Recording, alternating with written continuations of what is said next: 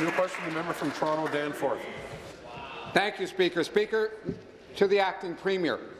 Nearly 2 years ago, the Premier gave Hydro One a $2.6 billion departure tax gift, wiping away a departure tax that became due at the time of sell-off. The rules set by the Ontario Energy Board say that tax benefits like this must go to ratepayers. But instead, Hydro One demanded that its private investors keep the benefit and not ratepayers.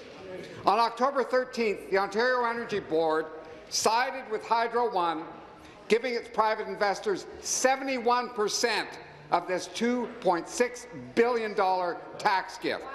Wow. Why didn't the government direct the OEB to stick to its own precedent and give 100% of this tax benefit to ratepayers, as the NDP demanded a year ago?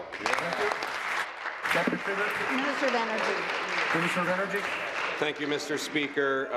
When it comes to the Ontario Energy Board, let's start, Mr. Speaker, in recognizing that they are an independent regulator with a mandate to protect the interests of Ontario ratepayers. And I know they can heckle, Mr. Speaker. They like it one day, they don't like it the next, but that's the fact, Mr. Speaker. And the board reduced Hydro One's ask by $278 million over 2 years for administrative and capital expenditure costs, Mr. Speaker.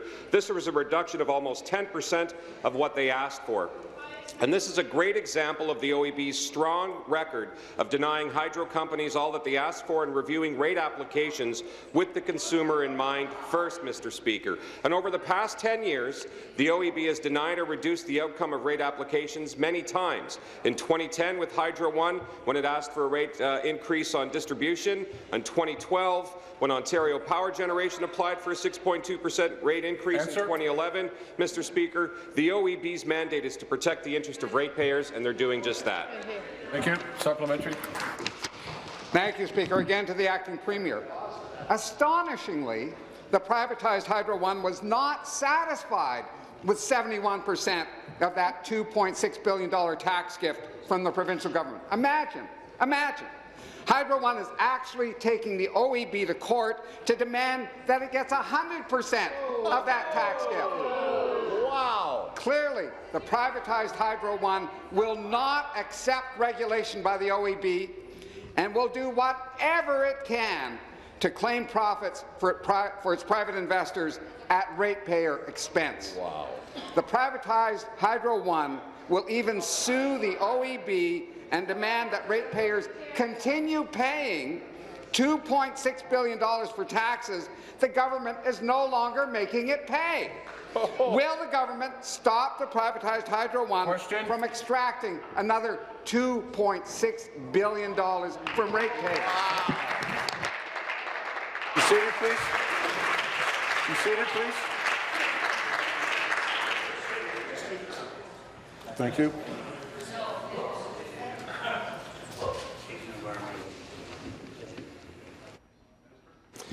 Thank you, Mr. Speaker. The province is going to continue to review the decision carefully and monitor the appeal as it moves through the process, Mr. Speaker. But again, this is being done by the independent arms-length regulator of the province's energy sector, the OEB.